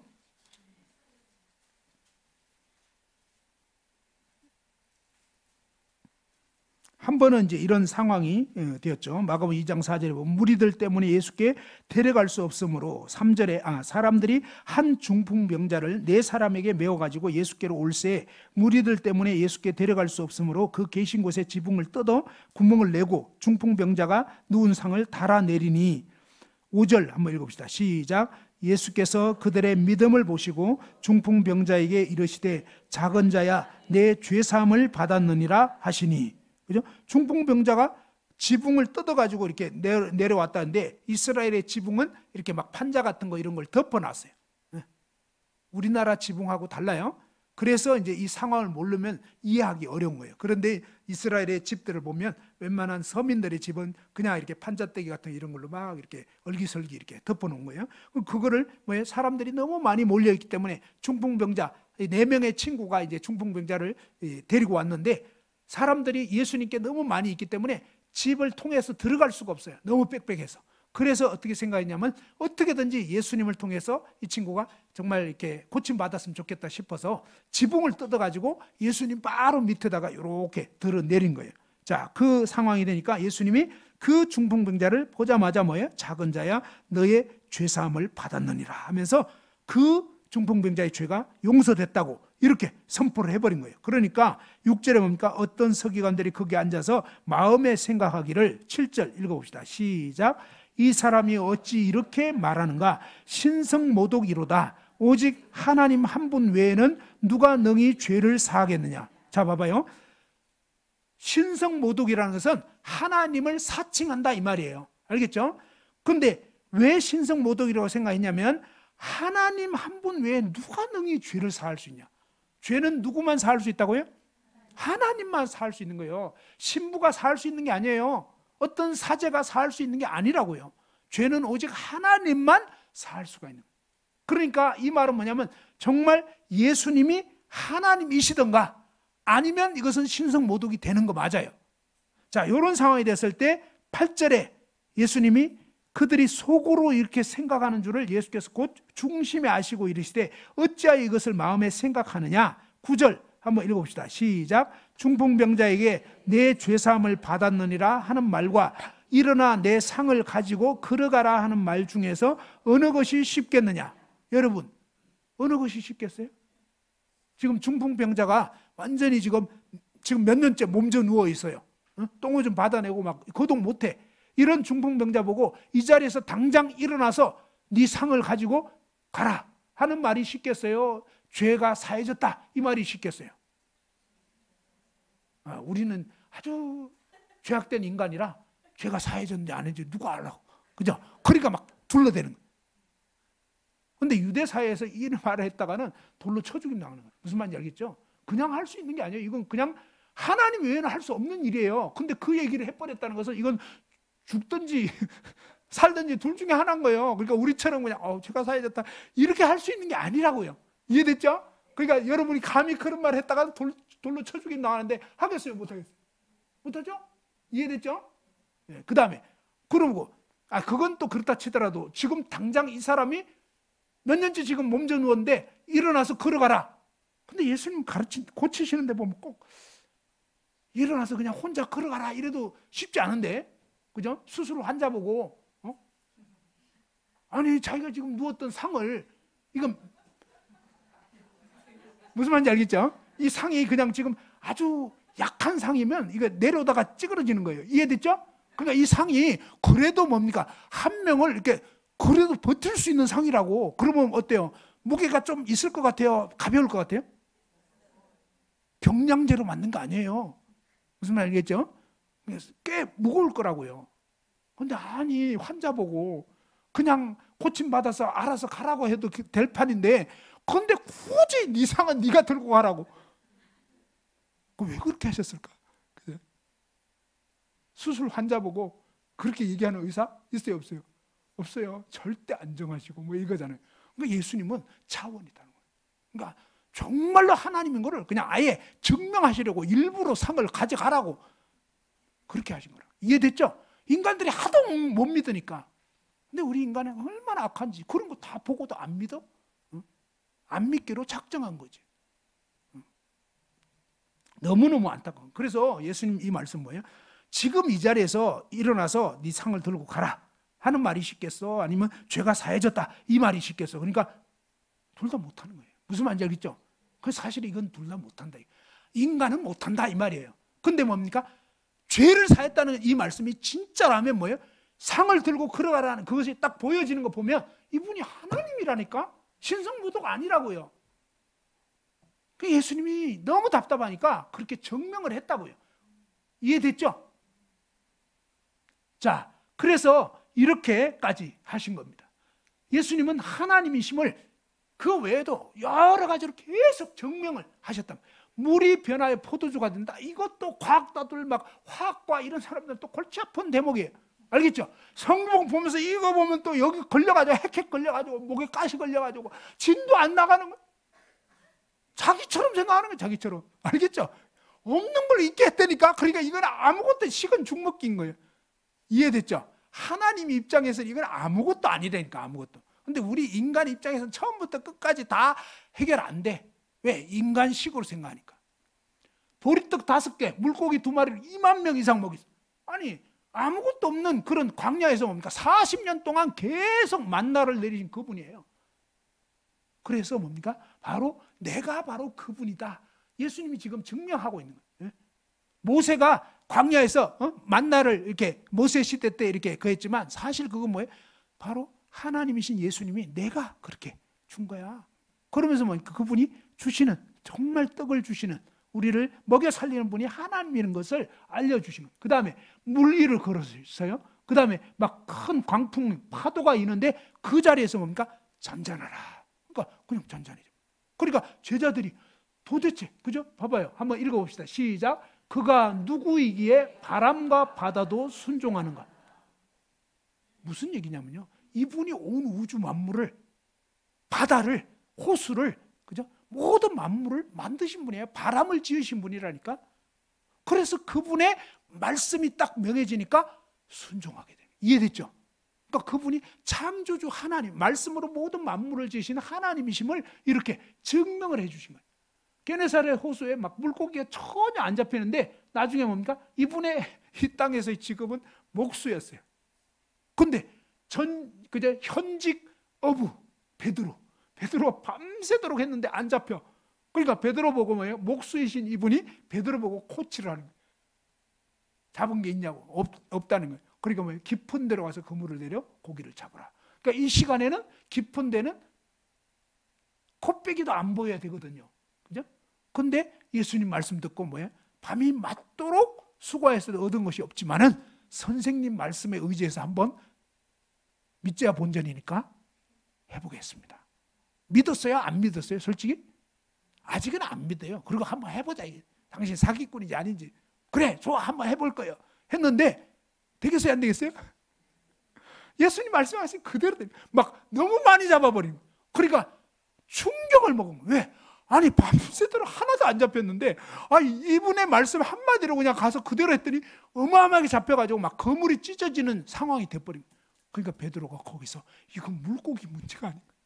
그 자리에서 뭔가 무릎을 팍 꿇고 주여 나를 떠나소서 나는 죄인입니다. 뭐예요? 바로 이분이 모든 만물을 지으신 창조주 하나님인데도 전혀 그분에게 관심도 없고, 그죠? 그분한테 신경도 안 쓰고, 그분이 말씀 전에도 전혀 듣지 않고, 자기가 얼마나 악한 존재인지, 정말 이 엄청난 분이 왔는데도 신경도 안 쓰고 이렇게 푸대접한 자신이 얼마나 악한 죄인인가 깨닫고 정말로 무릎을 꿇어버린 베드로가 그때 진짜 이제 거듭나게 구원받게 된 거란 말이에요.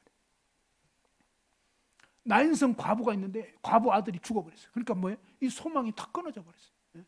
세상에서 뭡니까? 하나밖에 없는 아들이 죽어버려요. 모든 사람이 막 어떻게 이 장래에 막 과부를 위로하면서 따라가는데 예수님께서 그 행렬을 딱 멈추게 한 다음에 뭐예요? 울지 말라고. 그냥 공허한 위로가 아닌 거예요. 그러면서 뭡니까? 정말 그 시신에 손을 대면서 그냥. 그리고 일반적으로 뭡니까? 시체는 손 안 대는 것입니다. 손 대면 안 돼요, 사실은. 왜? 세균들이 득식을 그려요. 근데 이분에게는 뭐예요? 이 더러운 것이 그냥 제지어버리는, 또 사실 어떤 면에서 뭐예요? 그 죽음을 자신에게 떠안아버리는 그런 분이시라고. 그래서 그분이 결국 뭡니까? 그 죽은 아들을 살려버리는 그 자리에서.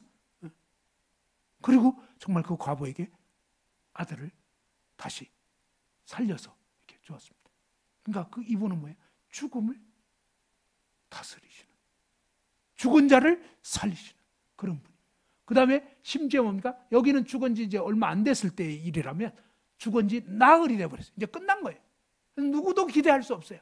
마리아, 마르다 다 그냥 이제 오빠가 이제 죽어버렸고, 진작 오셨더라면 했는데, 근데 오히려 뭐예요? 죽을 때까지 기다렸던 거예요. 그리고 나흘이 됐을 때 시체 썩는 냄새가 나요. 왜? 여기는 중동 지방이에요, 사실은. 더운 나라라 금방 음식 상하고 이런 데라고요. 그러니까 시체 썩는 냄새 납니다 하는데도 소용없어요. 그죠? 내 말이 네가 믿으면 하나님의 영광을 보리라 하지. 정말 중요한 건 하나님에게 초점이 있어야 되는 거예요. 어떤 상황이나 형편이 문제가 아니에요. 하나님이 하시고자 하면 반드시 되는 거예요. 하나님은 못하실 게 없는 거예요. 그래서 예수님께서 뭐라고 말씀하셨죠? 한번 읽어봅시다. 시작. 예수께서 이르시되 나는 부활이요 생명이니 나를 믿는 자는 죽어도 살겠고 무릇 살아서 나를 믿는 자는 영원히 죽지 아니하리니 이것을 내가 믿느냐? 그죠? 그러면서 예수님께서 내가 곧 길이고 진리요 생명이니 나로 말미암지 않고는 아버지께로 나올 자가 없다. 그죠? 세상의 어떤 종교 또 어떤 사람 어떤 것도 아닌 거예요.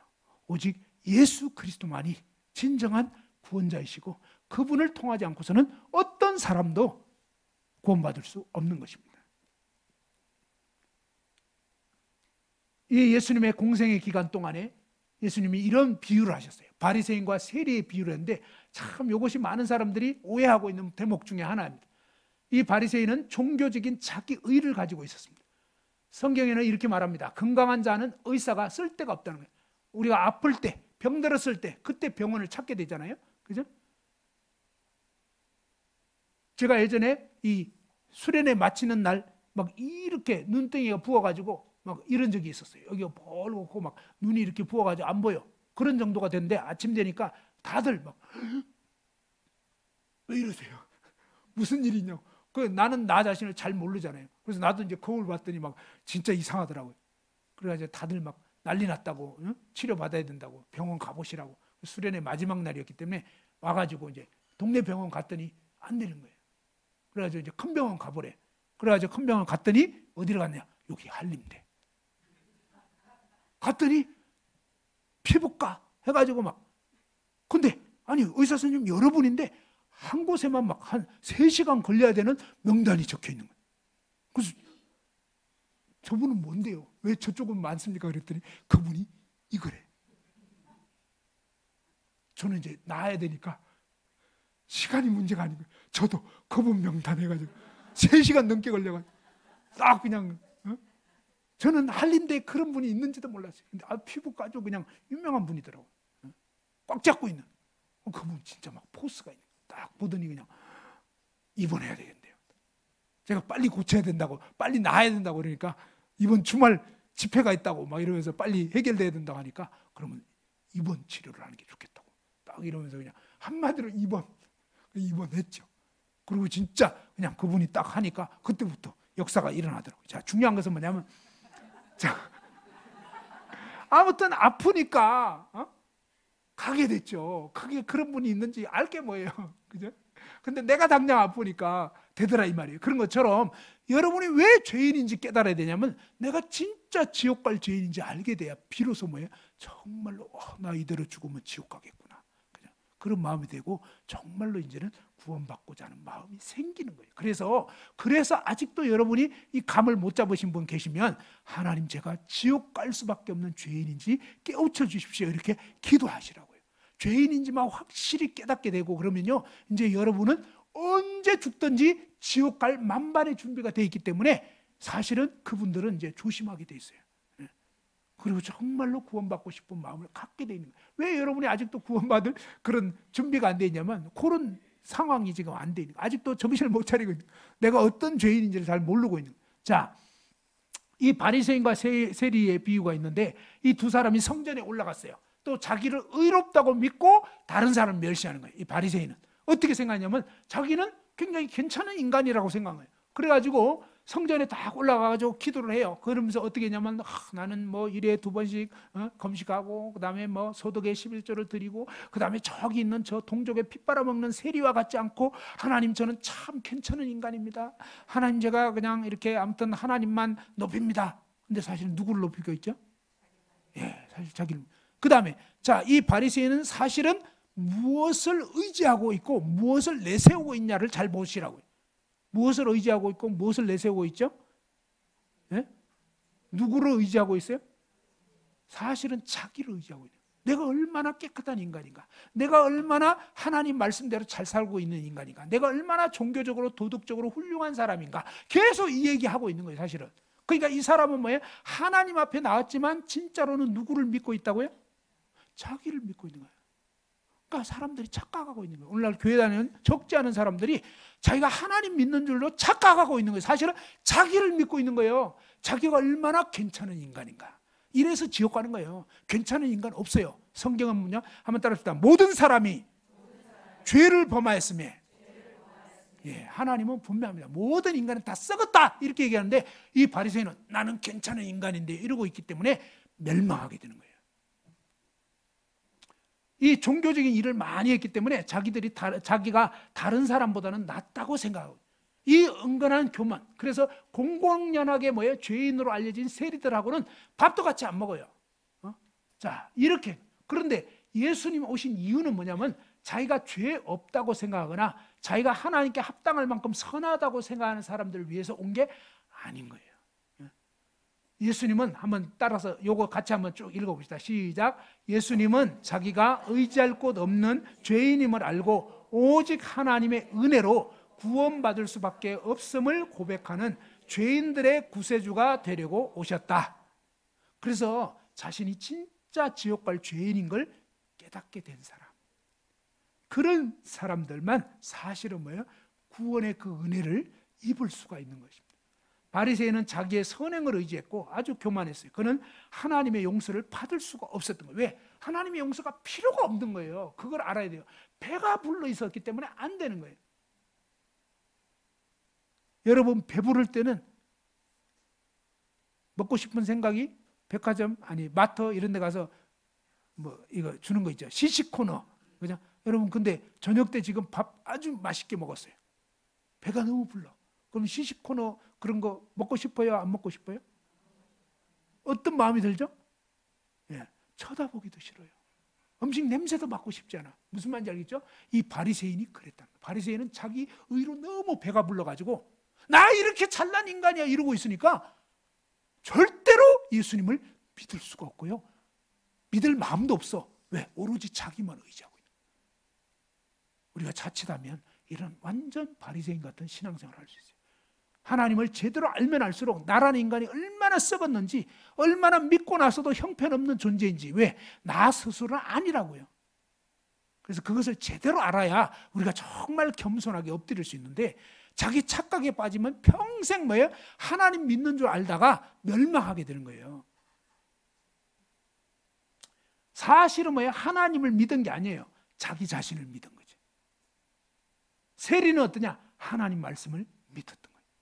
그는 거룩하신 하나님 앞에 자기가 어찌할 수 없는 죄인인 걸 알게 되는 거예요. 그래서 하나님이여, 저를 불쌍히 여기주옵소서. 저는 죄인입니다. 아무 내세울 것이 없는 거예요. 그러니까 오직 하나님의 자비만이, 하나님이 불쌍히 여기주는 그 길 외에는 자신을 심판해서 구원하실 그 하나님의 그 자비만, 하나님의 긍휼만 의지하고 있었던 거예요. 그래서 자기 의지할 것이 없고 의지할 수도 없고 오직 하나님만 의지했던 이 세리는 구원받게 된 거예요. 하나님의 의가 입혀져 버린 거예요. 배고픈 자에게는 음식이 주어진 거예요. 근데 배부른 사람은 소용없는 거예요. 여러분은 혹시 종교적인 의로 배불러 있지는 않는지, 자기를 내세우는 사람은 다 사실은 이 종교적인 의를 가지고 사실은 하나님을 지금 믿는 게 아니에요. 자기를 믿는 거지. 정말 회개하셔야 돼요. 안 그러면 멸망입니다. 그 다음 한번 넘겨보시죠. 자, 돈을 의지하는 자. 참 이 안타까운 일입니다. 마가복음 10장에 보면요, 이 부자 청년 관원이 나오는데 이 사람은요, 이 청년은 부모 재산을 물려받고 엄청난 부자였어요. 그 다음에 뭡니까? 또 아주 머리도 똑똑해가지고 젊었는데 뭡니까? 사법고시를 패스해가지고 판사가 된 거야. 한마디로 관원이 된 거예요. 예.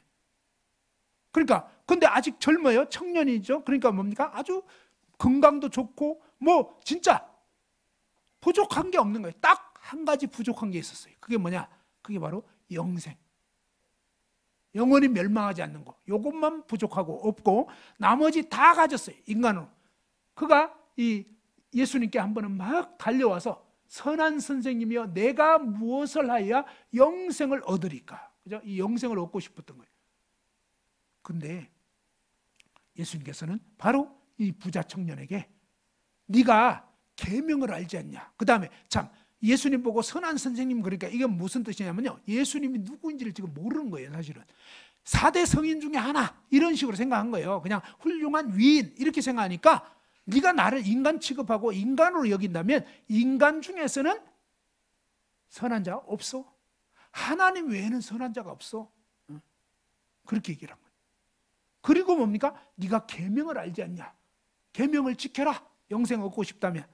그러니까 이 부자 청년이 뭐냐면 내가 어려서부터 다 지켰다는 거예요.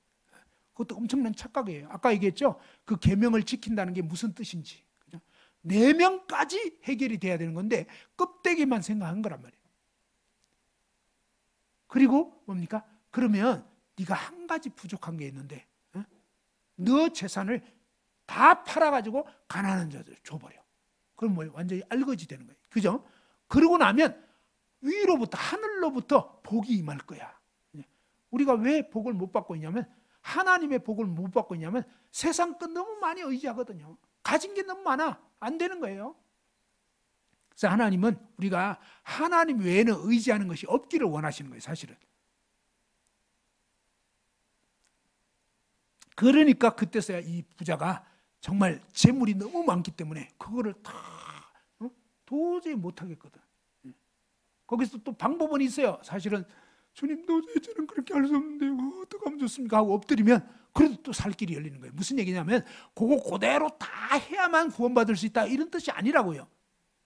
그걸 통해서 네가 얼마나 이웃을 사랑하지 않나 아주 이기적인 죄인인지 알아라, 이 말이에요. 이해됐나요?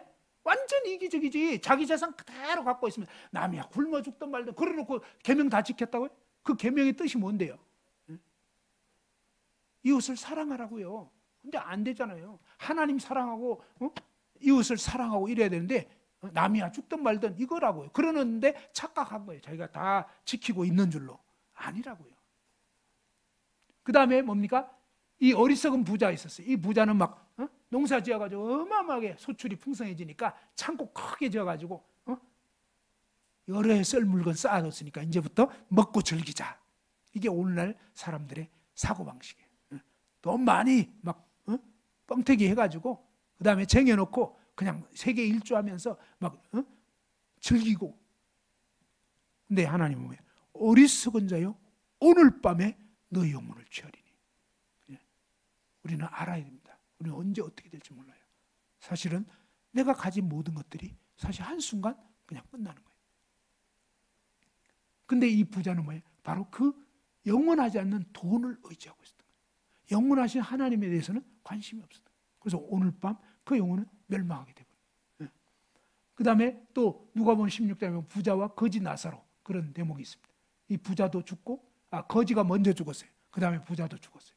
그리고 죽음 이후에는 천국과 지옥이 반드시 있다는 것입니다. 여기 성경 대목에는 낙원과 음부, 천국 대기소 낙원, 지옥 대기소인 음부. 그런데 여기도 너무너무 고통스럽고 괴롭고, 그 다음에 이 말씀을 통해서 알게 되면 죽은 다음에는 기회가 없다. 천주교에서 말하는 것처럼 무슨 연옥이 있고 그런 건 다 지어낸 이야기입니다. 성경은 분명히 얘기합니다. 천국과 지옥, 죽은 다음에는 기회도 없고 한번 죽으면 끝나는 것입니다. 결정이 돼버려요. 후회해도 이미 때는 늦은 것입니다.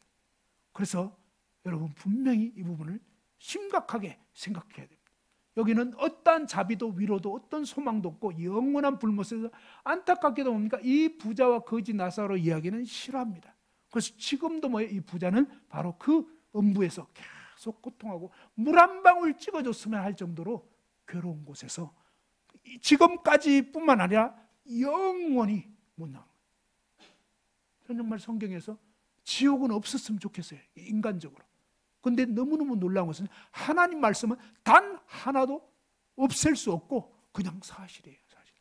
여러분 거듭나지 못한 분들은 진짜 영원한 지옥에 떨어진다는 걸 분명히 생각하세요. 구원의 길은 뭐냐면 바로 죽은 자가 살아나는 기적을 통해서 아니에요. 이 부자가 그냥 거지 나사로 부활시켜가지고 살게 해가지고 내 형제들한테, 내 동생들한테 전하게 해달라고 소용없어요. 성경은 뭐냐면 오직 모세와 선지자, 즉 기록된 이 성경 말씀을 듣고 믿어야만 구원받을 수 있다고 말씀을 했습니다. 그래서 반드시 어떠냐? 거듭나야 된다.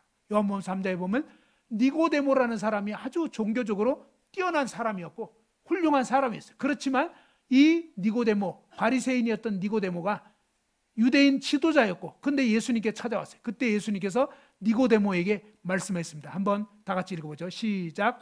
예수께서 대답하여 이르시되 진실로 진실로 내게 이르노니 사람이 거듭나지 않으면 하나님 나라를 볼 수 없느니라. 그죠?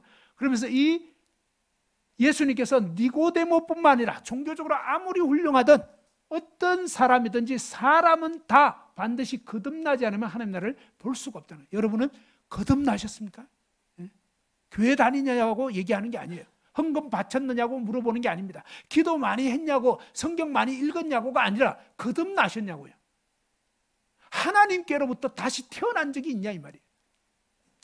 그 말씀이 뭐예요? 물과 성령으로 나지 않으면 그랬습니다. 이 복음의 말씀을 통해서 성령으로 이 말씀이 깨우쳐져서 성령으로 인쳐져서 이제는 뭐예요? 영원한 하나님의 자녀가 된 적이 없으면 교회를 수십 년, 수백 년 다녔어도 지옥행입니다. 제 말이 아니라 예수님이 그렇게 말씀하신 거예요. 모든 사람은 아담의 유전한 죄 가운데 태어났기 때문에 예수님이 누구인지 무슨 일을 하셨는지 제대로 알고 그 예수님을 믿음으로 다시 태어나야만 하나님의 자녀가 되고 천국 갈 수 있고 영원한 생명을 얻을 수 있는 것입니다. 자, 오늘 말씀 이제 요약해 보겠습니다. 구원자이신 예수님의 탄생과 사역에 대해서 보았습니다. 구원자에 관한 이 예언들이 구약에 450여 가지가 있는데 그것이 한 개도 남김없이 그대로 성취가 된 것입니다.